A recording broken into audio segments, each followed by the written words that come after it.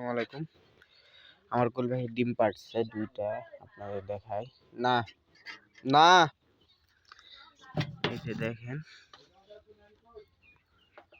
এই যে 2 পিস ডিম। একটু আগে আরো দুইটা উঠালাম, মোটামুটি 6 পিস কোয়েল পাখির মতন ডিম পাড়তিছে।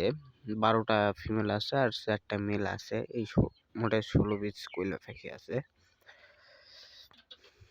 তবে আর কিছুদিনের মধ্যে আশা করি যে সবগুলা ডিম পারবে।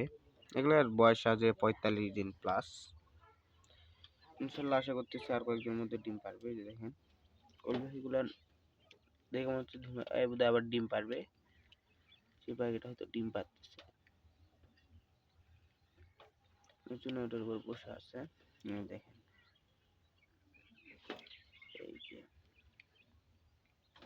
এই যে পানি খাচ্ছি, একটু আগে পানি দিলাম।